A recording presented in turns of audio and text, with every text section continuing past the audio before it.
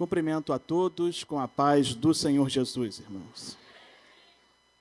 Que bênção, que maravilha, que culto abençoado. Um culto em que nós estamos reunidos em torno do nome de Jesus. Para que o nome de Jesus se dobre todos os joelhos dos que estão nos céus, na terra e embaixo da terra, e toda a língua confesse que Jesus Cristo é o Senhor, para a glória de Deus Pai. Este é o nome que está acima de todo nome, e em nenhum outro também há salvação, porque debaixo do céu nenhum outro nome há dado entre os homens pelo qual devamos ser salvos. Este é o nome de Jesus. Jesus explicou-lhes as Escrituras, desde o Gênesis, mostrando-lhes que convinha que o Cristo, o Messias, padecesse, morresse e ressuscitasse ao terceiro dia, e que em seu nome se pregasse o arrependimento e a remissão dos pecados entre todas as nações, começando por Jerusalém. É o nome de Jesus. Este Jesus, a quem os judeus e romanos crucificaram, Deus o fez Senhor e Cristo. Este Jesus a quem nós reverenciamos nesta noite, foi ungido com o Espírito Santo e com poder, e andou por todos os lugares, curando a todos os oprimidos do diabo, porque Deus era com ele. E disso, disse Pedro, nós somos testemunhas. Que nesta noite nós possamos ainda mais render louvores ao bendito nome de Jesus. Abra sua Bíblia, por favor, comigo, em primeira epístola de Paulo aos Coríntios, capítulo 4, versículo 6.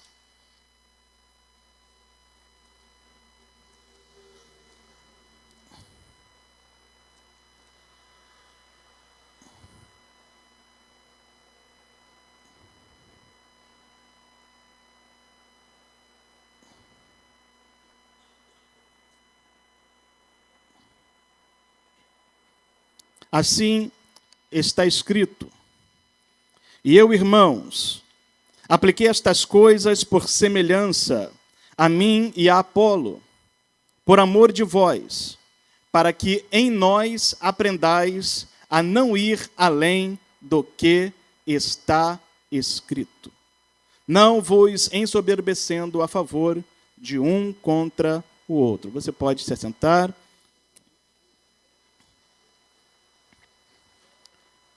Quem é a árvore plantada junto a ribeiro de águas? Quem é a árvore que dá o seu fruto na estação certa, cujas folhas não caem, e tudo quanto faz prospera, é bem-sucedido? A resposta é o homem, a mulher, que se desvia do caminho dos ímpios, não se detém com os pecadores e nem se assenta à roda de escarnecedores, mas antes tem o seu prazer na lei do Senhor, e na sua lei medita dia e noite. Esta é a árvore plantada. E aqui esta noite nós estamos plantados junto às águas de Deus. Estamos nos saturando da palavra de Deus, a fim de que nós venhamos a dar muito fruto. Porque Jesus nos garantiu da seguinte maneira: eu já vos tenho limpado, eu já vos tenho declarado limpos pela palavra que eu vos tenho falado. A palavra de Deus nos limpa a fim de que nós venhamos a frutificar ainda mais. A passagem que nós lemos é uma passagem do apóstolo Paulo, à igreja de Corinto, na sua primeira carta. E eu quero situá-los rapidamente em um contexto histórico a respeito de Corinto.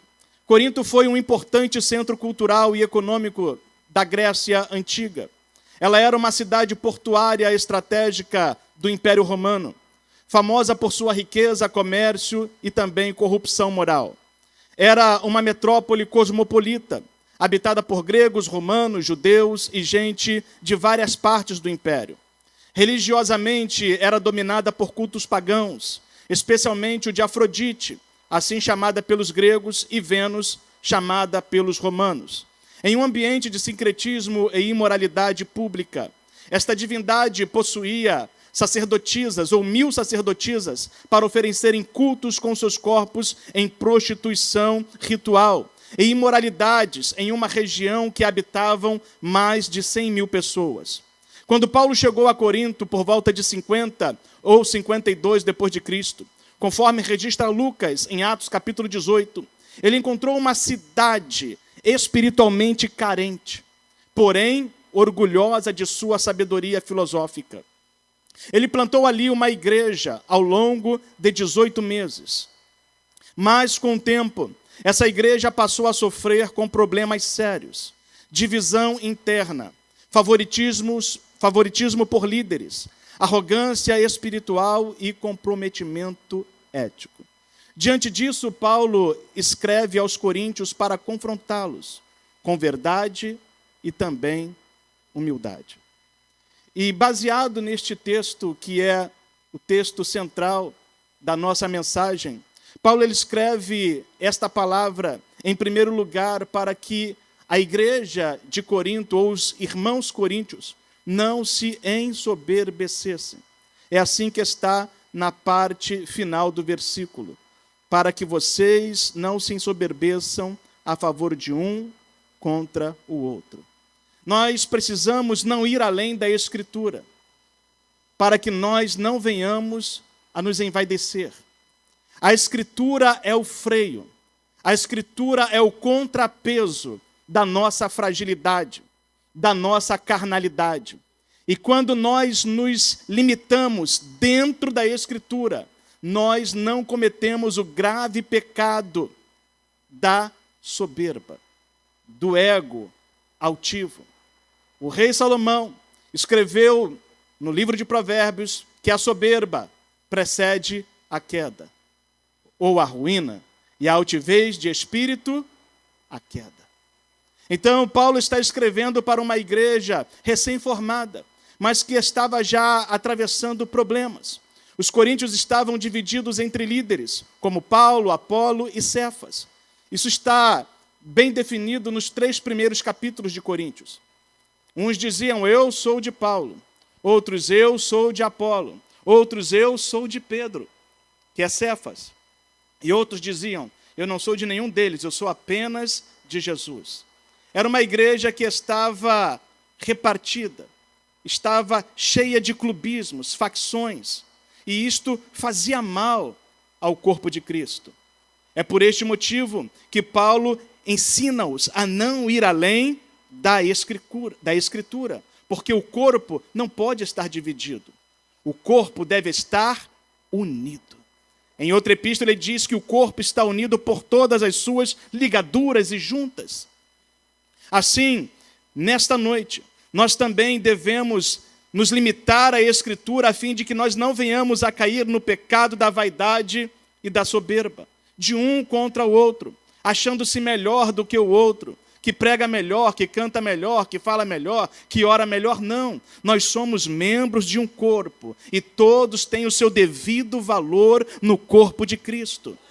Até os membros menos decorosos têm uma importância tremenda no nosso corpo, no corpo de Cristo. Não é apenas o olho que vê, o ouvido que ouve, mas é também o dedo mindinho do pé, que está escondido por um sapato, por uma sandália. Ele tem a sua devida importância. Paulo denuncia essa atitude como orgulho carnal. Ainda hoje, muitos cristãos seguem pregadores como se fossem celebridades, e isso gera facções, comparações e desonra o nome de Cristo. Nós estamos vendo isso hoje com muita facilidade nas redes sociais. Pessoas que estão degladiando, matando e morrendo por homens, quando nós deveríamos estar degladiando e lutando, duelando pelo bom nome de Cristo. Em segundo lugar, Paulo escreve para nós não irmos além da Escritura, como um princípio de autoridade. A Bíblia é a autoridade final e suficiente para o cristão. Ela não é exaustiva, pois na Escritura você não encontra informação sobre todas as coisas que você precisa, mas ela é suficiente. Naquilo em que Deus quis revelar-se, ela é suficiente para nós. Então, a Bíblia é a autoridade final. A Bíblia é a palavra de Deus, inspirada, revelada e iluminada. É a palavra de Deus que se manifesta em nós, se manifesta através de nós. Paulo ensina que todo ensinamento e toda liderança devem ser julgados pela palavra de Deus. Quando ele diz isso, que não devemos ir além do que está escrito, ele mesmo está se comprometendo com o que ele está dizendo. Em Gálatas capítulo 1, versículo 8, Paulo vai dizer, ou Paulo diz, que ainda que um anjo descendo do céu, ou nós mesmos, vos anuncie outro evangelho, que seja anátema, que seja considerado amaldiçoado por Deus. Paulo ele está se colocando dentro dos ditames e dentro do limite da autoridade da palavra de Deus. O que nos faz diferentes, irmãos, de outras religiões, é que a nossa autoridade vem de Deus. A nossa autoridade está na palavra de Deus. A nossa autoridade não está baseada no que homens falaram. A nossa autoridade não está baseada no magistério romano. A nossa autoridade está baseada na palavra de Deus. Passarão céus e terra, mas a minha palavra não passará. Em tempos de relativismos, moral, social, filosófico, doutrinas humanas, precisamos retornar à centralidade das Escrituras. É urgente que a igreja do século 21 regresse para o centro da Bíblia. Nós não fomos chamados a ladear as Escrituras. Nós não fomos chamados nem a andar à direita e nem a andar à esquerda. Nós fomos chamados para andar no caminho, no trilho da palavra. Bem-aventurado é o homem que trilha os caminhos retos do Senhor, diz o Salmo 119, verso 1. Os caminhos retos do Senhor são a palavra de Deus. Nesses dias de relativismo, as coisas estão estranhas e complicadas. Nós que estamos vivos neste presente momento, há 20, 30 anos atrás, jamais pensaríamos viver o que nós estamos vivendo. Há coisas incríveis acontecendo, coisas extraordinárias acontecendo. Há igrejas para todos os tipos, pregadores para todos os gostos, mas a palavra de Deus continua pura como foi cantada. A igreja de Corinto precisava ouvir: fiquem dentro dos limites da palavra, e nós também, porque há uma sedução satânica, há uma tentação diabólica para nos fazer sair da palavra. Os discípulos eram seduzidos constantemente a saírem do caminho da palavra. Depois que Jesus havia multiplicado pães e peixes, devidamente no segundo milagre da segunda multiplicação de pães, Jesus entrou no barco e os discípulos entraram com ele. E então ele lhes disse as seguintes palavras: guardai-vos do fermento dos fariseus. Os discípulos não entenderam bem aquela linguagem e eles ficaram pensando que poderia se tratar do fermento de pão. Mas Jesus falava da doutrina. Jesus falava do ensino. Nesta noite nós estamos aqui, irmãos, para ficarmos dentro dos limites da palavra, para que nós não sejamos contaminados com este fermento que está rodeando a igreja. O autor aos Hebreus diz que o pecado que tão de perto nos rodeia, que tão de perto nos assedia, nós devemos nos desembaraçar dele, nos desembaraçar de tudo e devemos correr em direção a Cristo, olhando para Cristo, deixando todas essas coisas que não prestam para trás. A igreja de Corinto estava inflada de vaidades. Paulo estava dizendo: aprendam com o nosso exemplo a permanecer dentro dos limites das Escrituras, para que ninguém se orgulhe. Um homem e uma mulher sensato na palavra de Deus, ele não pode ser um homem orgulhoso. Ela não pode ser uma mulher orgulhosa. Porque a palavra de Deus nos ensina a dependência de Deus. Nos ensina o nosso devido lugar, que é aos pés de Jesus.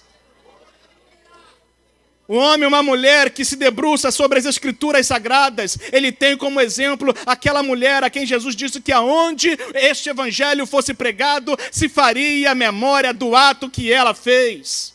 E o que aquela mulher fez? Ela se deitou aos pés de Jesus, ela beijou os pés de Jesus, ela colocou aos pés de Jesus os seus melhores recursos, ela colocou a sua vida, ela se humilhou.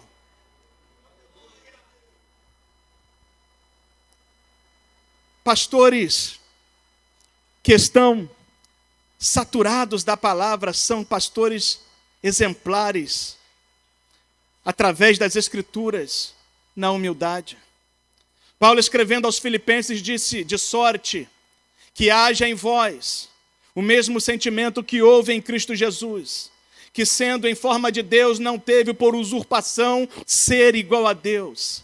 Antes, esvaziou-se, aniquilou-se a si mesmo, tomando a forma de servo. E achado na forma de servo, humilhou-se ainda mais até a morte e morte de cruz.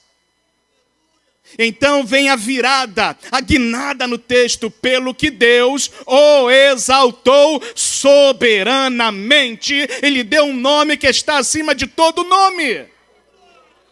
À medida em que nós nos humilharmos, à medida em que nós nos apequenarmos, à medida em que nós descermos e considerarmos a nossa vida como nada a não ser útil para pregar o Evangelho, viver o Evangelho, é esta medida em que Deus vai nos exaltar.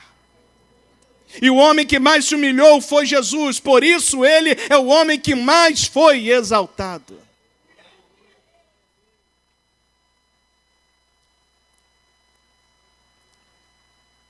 A Bíblia é o princípio regulador da fé cristã. A Escritura não é a preferência pessoal, nem a eloquência de um pregador, nem a tradição religiosa. Qualquer ensino ou comportamento que ultrapasse o que está escrito cai em erro, seja legalismo ou liberalismo teológico. Nós temos esses exemplos na nossa história, na nossa tradição cristã. Todas as vezes que nós pendemos muito para um lado, nós criamos problemas. Quando pendemos muito para outro lado, criamos problemas. Nós temos problemas dentro do liberalismo teológico, que é o que pode tudo. E uma pregação descabida, que não confronta o pecador.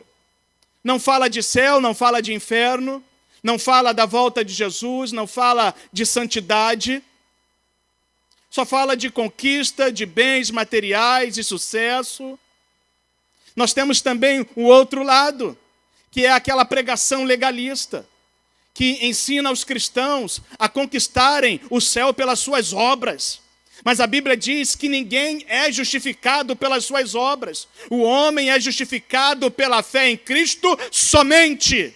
Você não pode colocar um prego a mais na obra de Cristo. Você não pode colocar nada a mais na obra de Cristo para que Deus fique satisfeito. A única coisa que nós podemos fazer é crer naquele que Deus enviou. Esta é a obra de Deus.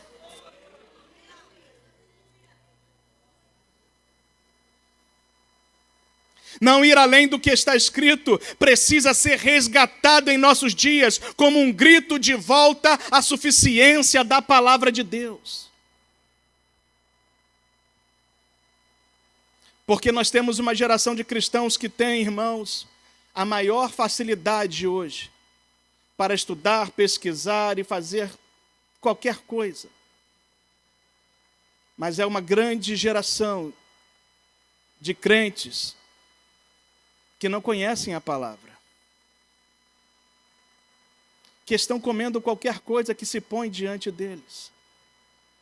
A Bíblia diz que suave é o homem o pão da mentira, mas depois que ele morde, a sua boca se enche de pedras. Precisamos da palavra de Deus para discernir, irmãos, aquilo que vem de Deus.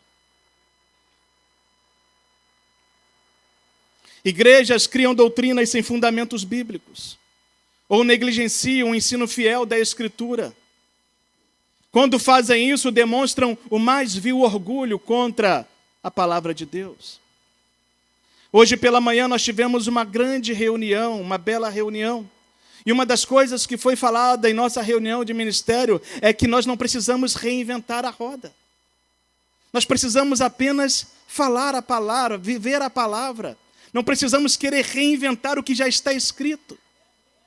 Senhores e senhoras, irmãos e irmãs, pregadores e pregadoras, você não precisa reinventar, você só precisa pregar o que está escrito. Leia a palavra, explique a palavra, aplique a palavra, pregue a palavra, viva a palavra.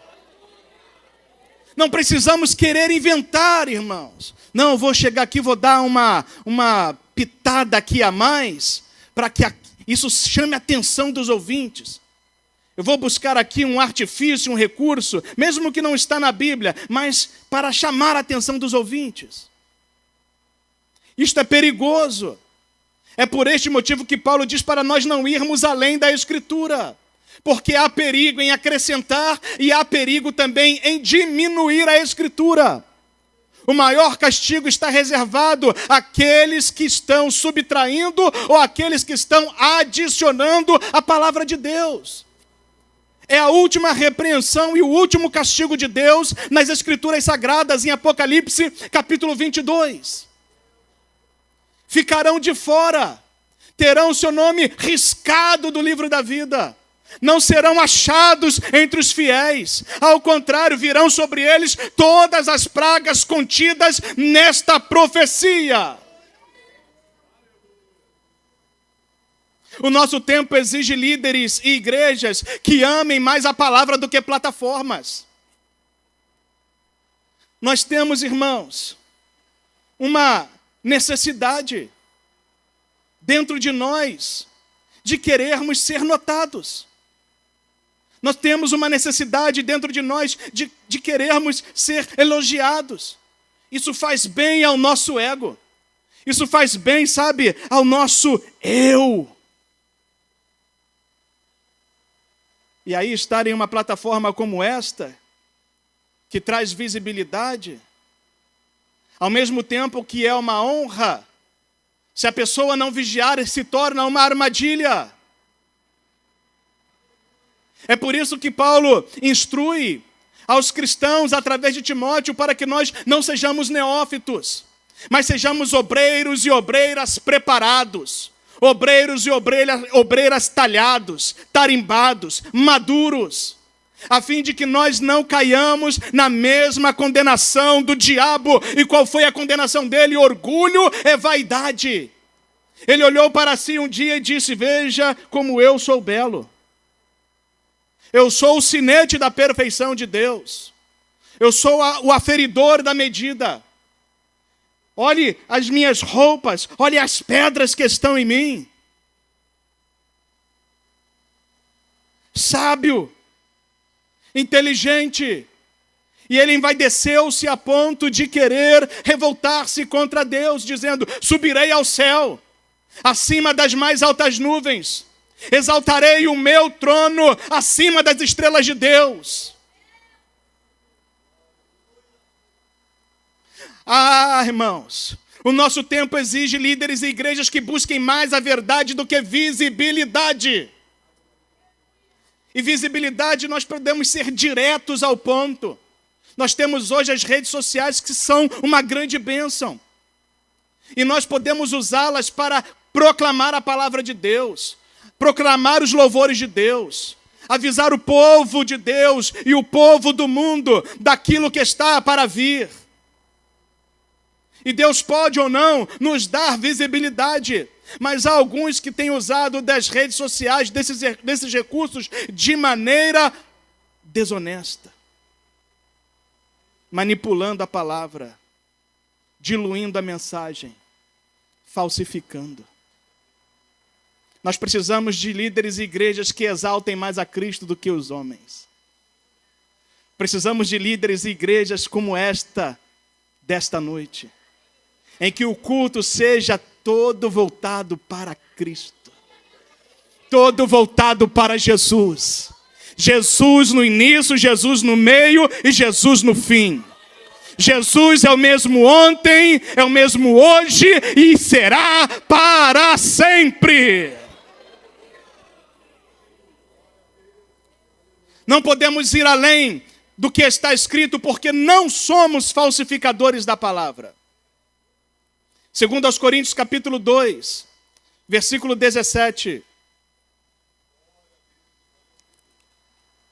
O apóstolo Paulo escreve na sua segunda epístola: porque nós não somos, como muitos, falsificadores da palavra de Deus. Antes, falamos de Cristo, com sinceridade, como de Deus, na presença de Deus.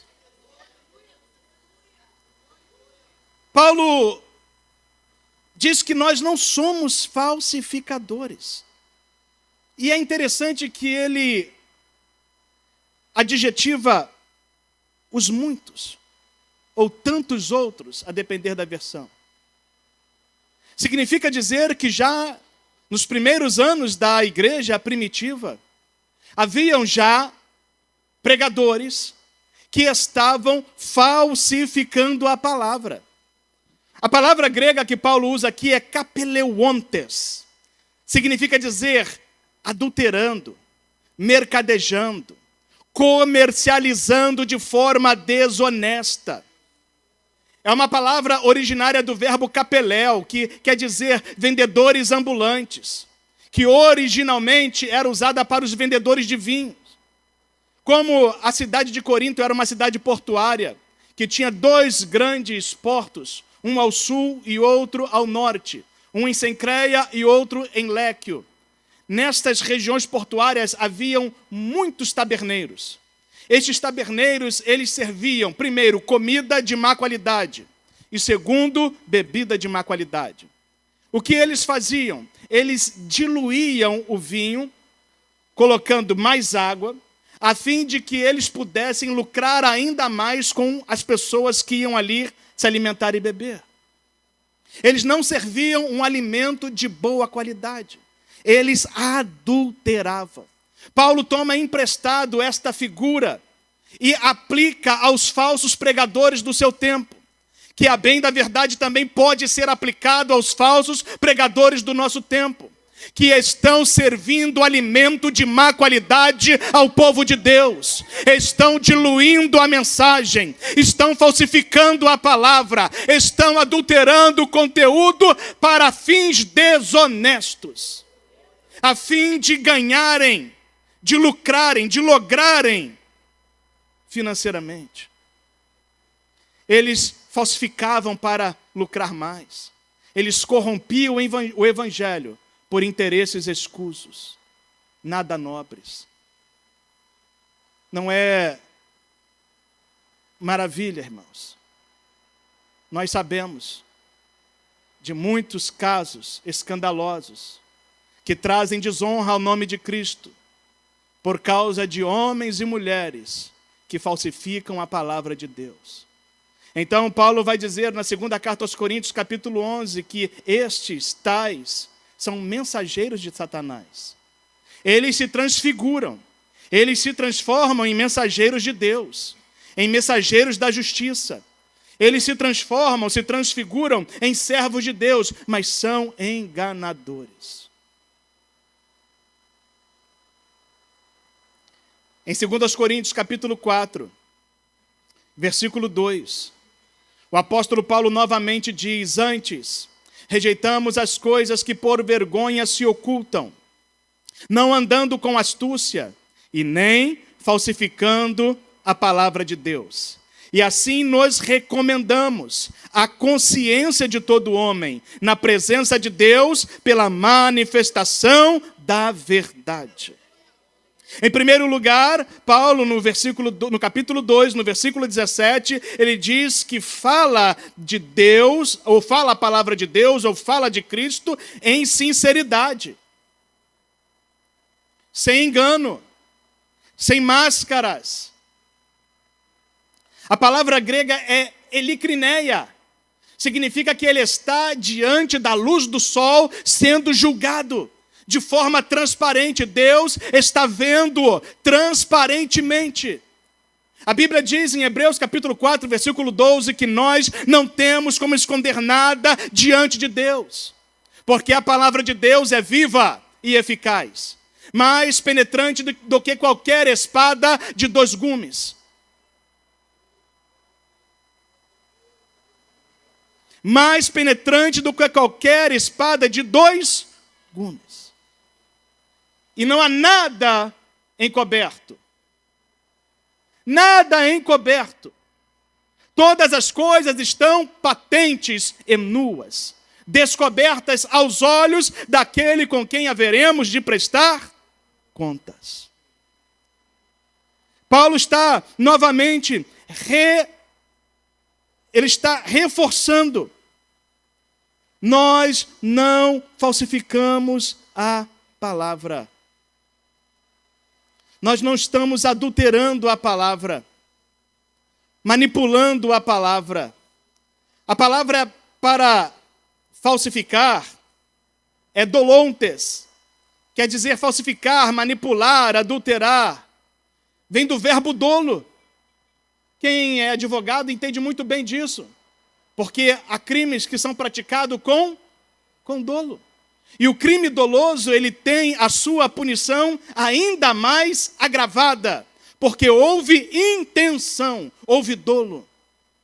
Paulo está dizendo: nós não manipulamos a palavra dolosamente. Não há intenção em nós em querer enganar vocês. Não há intenção em nós em querer seduzir vocês ao erro.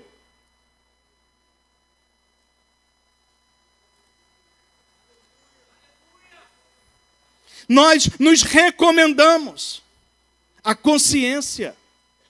Paulo não está preocupado com a opinião pública. Paulo está preocupado, interessado na consciência. Nós nos recomendamos a consciência de todo homem na presença de Deus. O que importa não é o que as pessoas vão dizer. O que importa é como eles vão internalizar aquilo que Paulo está pregando. É na consciência que Deus age, e não em nossos lábios. Aqueles judeus estavam falando de Cristo. Eles estavam elogiando a Cristo. E Jesus então trouxe-lhes um provérbio do Antigo Testamento, se não me falha a memória, do profeta Jeremias, quando disse-lhes: vocês se aproximam de mim com seus lábios, mas o seu coração está longe. Deus está muito mais interessado no que vai dentro de nosso coração, no que vai dentro de nossa consciência, do que o que está saindo da nossa boca.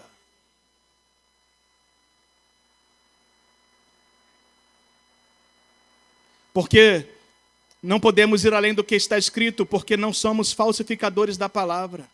E por não sermos falsificadores da palavra, nós conservamos a pureza do ministério. Paulo afirma que fala com sinceridade, não motivado por ganhos humanos, mas por autenticidade espiritual. Qual é a nossa motivação esta noite? Qual é a motivação de tantos outros pastores e pregadores esta noite? Aqui e ao redor do mundo. Deus um dia julgará não somente o que nós fizemos, mas julgará também as intenções do nosso coração.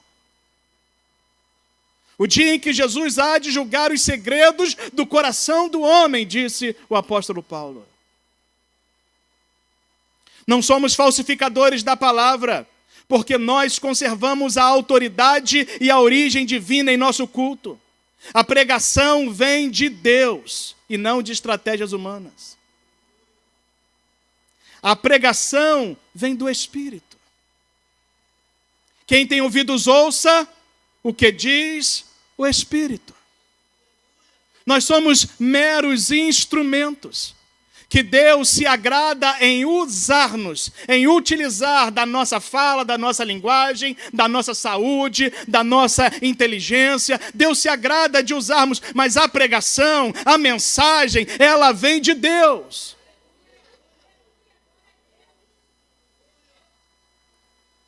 Obviamente, aqueles que se dão ao ministério da pregação e do ensino precisam estudar, precisam ler. Mas se Deus não acender, se Deus não soprar, se Deus não mover, se Deus não inclinar, nós podemos conhecer a Bíblia de capa a capa, as histórias de frente para trás e de trás para frente. Quando nós pegarmos um microfone, não sai nada.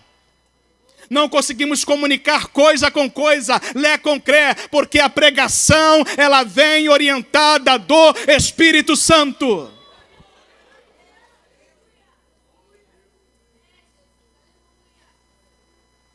A dependência de nós, cristãos pentecostais, está na pessoa do Espírito Santo. E o Espírito da verdade que o Pai enviará em meu nome, Ele vos ensinará todas as coisas e Ele vos fará lembrar de tudo que eu vos tenho dito. É o Espírito Santo agindo sobre o pregador, é o Espírito Santo agindo sobre o pastor, é o Espírito Santo agindo sobre a igreja.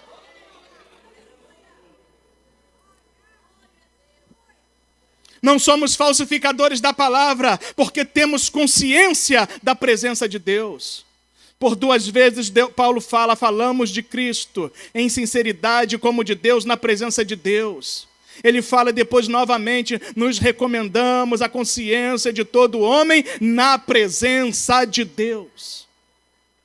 O que mais importa, irmãos, é se nós estamos dentro da presença ou fora da presença. Quando Elias foi encontrar-se com o rei Acabe, ele disse: vive o Senhor em cuja presença estou. Vive o Senhor está vivo. Não servimos a um Deus de madeira, a um Deus oco, morto. Não servimos a um Deus de ouvidos moucos, de mãos paralisadas e pés paralisados. Nós servimos a um Deus vivo, em cuja presença estamos. Paulo vive diante de Deus, o que impõe responsabilidade moral, reverência e consciência com quem haveremos de prestar contas. Tiago diz que aqueles que cuidam em ser mestres devem preocupar-se, porque esses receberão mais severo juízo. Pesa sobre nós uma responsabilidade em direcionar o povo de Deus, em servirmos como guias do povo de Deus, orientadores. Esta consciência da presença de Deus nos transmite uma responsabilidade moral. Quando Moisés estava a ver a visão da sarça, ele ousou olhar e se aproximar para aquela visão. E a Bíblia diz que enquanto ele se aproximava, o Senhor bradou-lhe através do anjo de dentro do fogo, de dentro da sarça, dizendo: Moisés, Moisés, não te achegues para cá. Tira primeiro a sandália dos seus pés, porque o lugar em que tu estás é terra santa. Todo lugar em que Deus está é lugar santo. Amém? Deus está aqui esta noite. Não há diferença entre a plataforma e a nave da igreja. Todo o lugar é terra santa. Não há diferença entre a sarça daí e a sarça daqui. O fogo pega aí e o fogo pega aqui.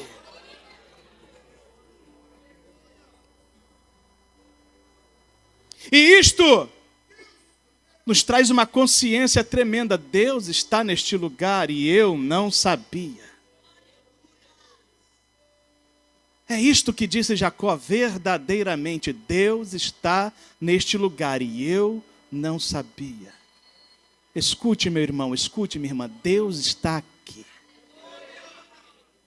O Espírito de Deus está se movendo aqui.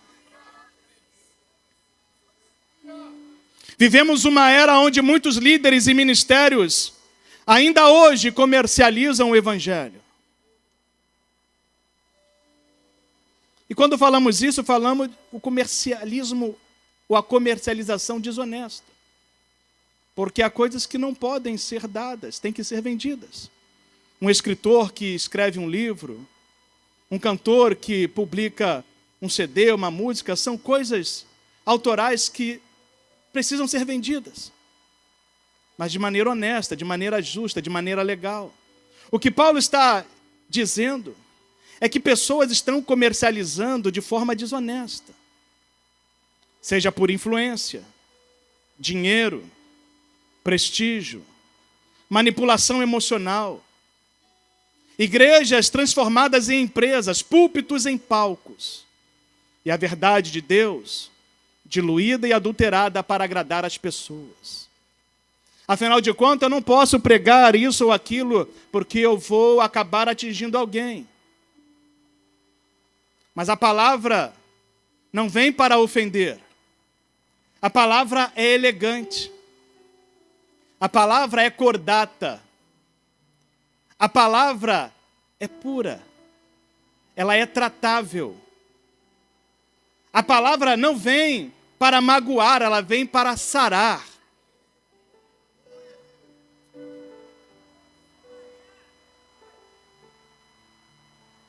Nós não estamos aqui para agradar as pessoas, disse o apóstolo Paulo. Se eu estivesse aqui para agradar as pessoas, eu não seria servo de Cristo.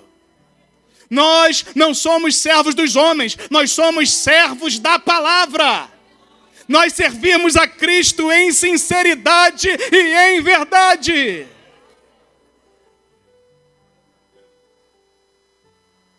Este texto é um chamado urgente àqueles que pregam, ensinam e lideram a igreja. Em primeiro lugar, sejam puros como Paulo, não buscando lucro, mas a verdade. Qual é a sua busca? Qual é o motivo da sua investigação?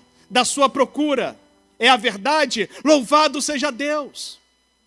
Em Provérbios está escrito que as pessoas foram a um lugar e eles compraram a verdade.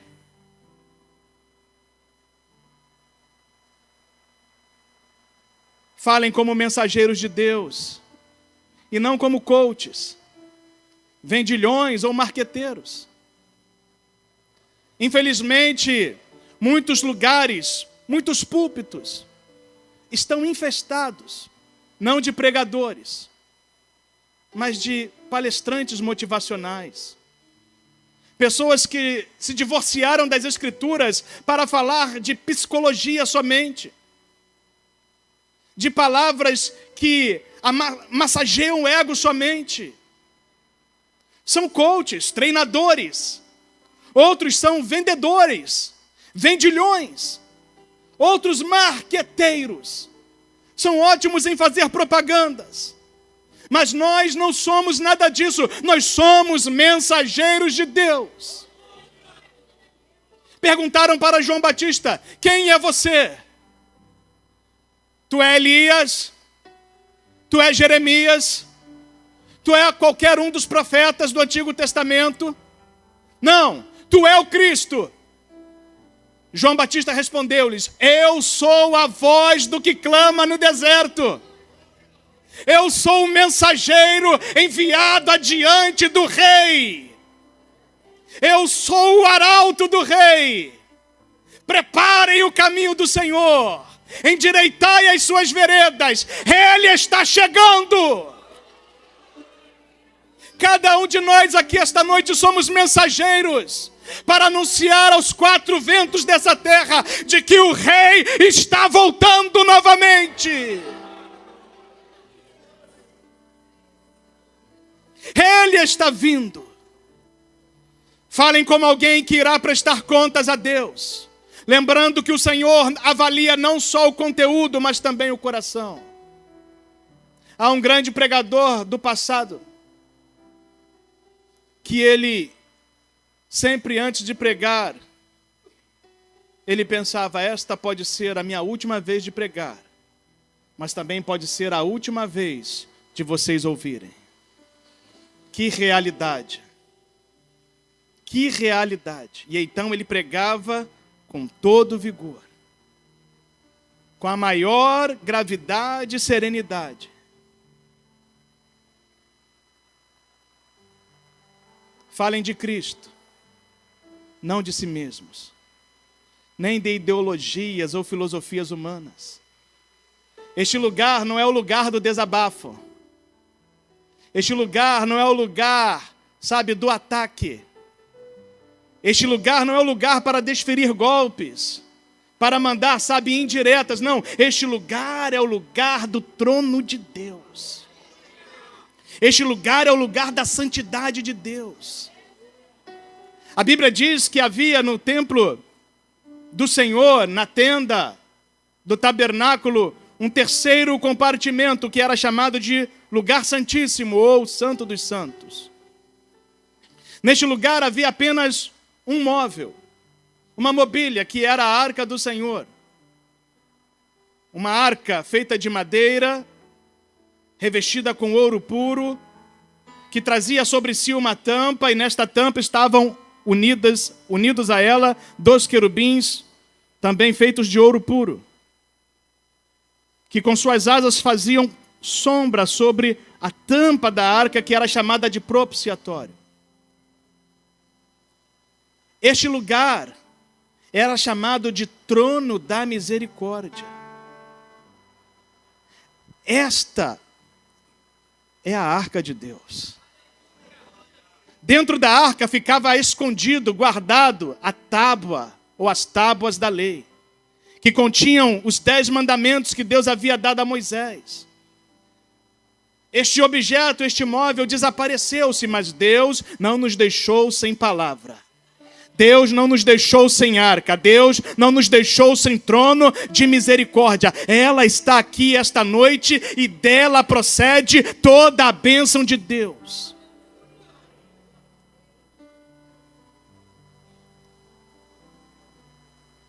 O ministério verdadeiro não é performance, é sacrifício e fidelidade. Não se deixe enganar pelos performáticos. Performance é algo que a pessoa faz para impressionar. Não precisamos impressionar. Um homem do Antigo Testamento que quis muito impressionar as pessoas acabou cego, escravo, empurrando um moinho. Ele era impressionante. Nós somos chamados a proclamar, a não ir além do que está escrito. Não somos celebridades, somos servos da palavra. Deus está procurando homens e mulheres esta noite que falem dele com integridade, conscientes de sua presença e submissos ao seu senhorio. Se tem alguém aqui com estas qualidades e virtudes, fique de pé, levante suas mãos, glorifique a Deus. Deus está te procurando, Deus está te chamando. Deus quer lhe usar ainda nesta geração. Deus quer fazer de você um farol, uma tocha. Deus quer fazer de você alguém que vai marcar a sua geração. Abra o seu coração para o Senhor esta noite. Eu abri o meu quando eu tinha 16 anos. E Deus fez coisas incríveis, extraordinárias na minha vida. Ele é o mesmo Deus que não mudou e também fará na sua. Que Deus vos abençoe em nome de Jesus.